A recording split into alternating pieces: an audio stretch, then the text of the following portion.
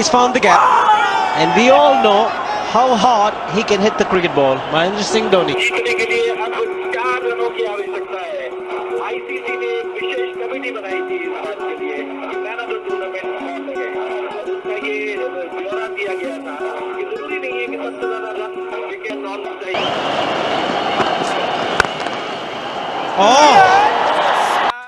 Non चाहिए।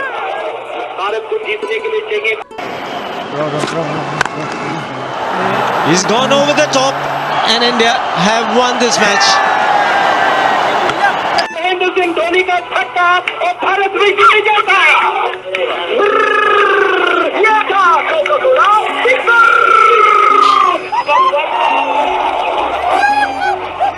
आज तो मैदान मार लिया।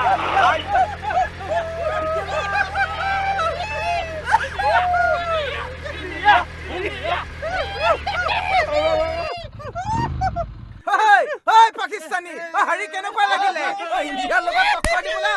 আহ পাইছ মজাটো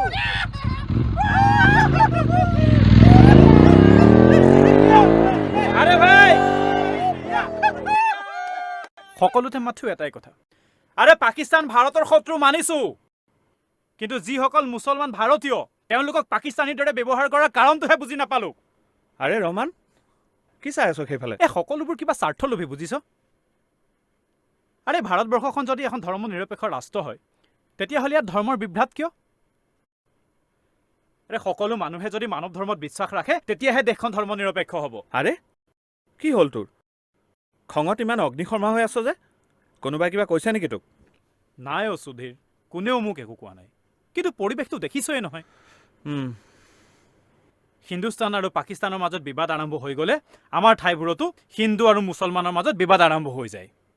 আৰু কিছুমানে আকৌ কয় ডকাইতি হত্যা ধৰ্ষণ আদিবোৰ অকল মুছলমানেহে কৰে কিবা মাথা গৰম হৈ যায় কিন্তু তই সেইটো না কৰিব নোৱাৰ বিভিন্ন সময়ত এইটো দেখা গৈছে যে অপৰাধমূলক কাৰ্যবোৰত গড়ে সংখ্যাই বেছি আৰে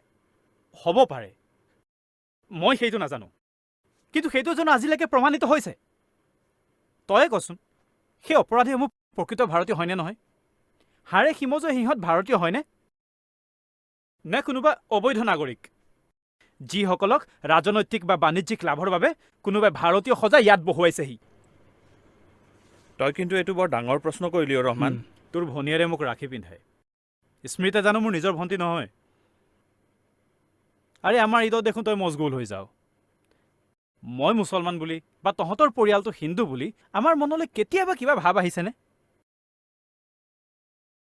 আৰে অসমৰ বোকা পানী গছকি ইয়াৰ হাৱা পানী খাই ডাঙৰ হোৱা মুছলমানে এনেবোৰ কামত জড়িত থাকিব পাৰে বুলি কিন্তু মই নাভাবো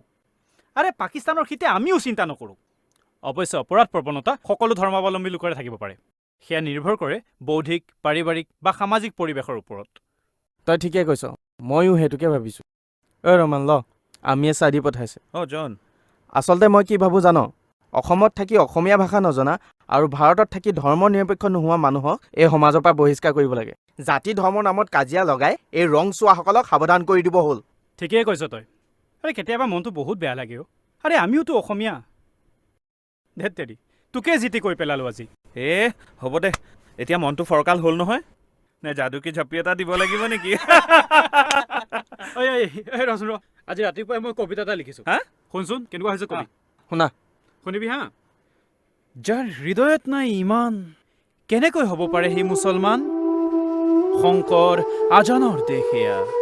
হিন্দু মুছলমান জৈন শিখ বুদ্ধ খ্ৰীষ্টিয়ান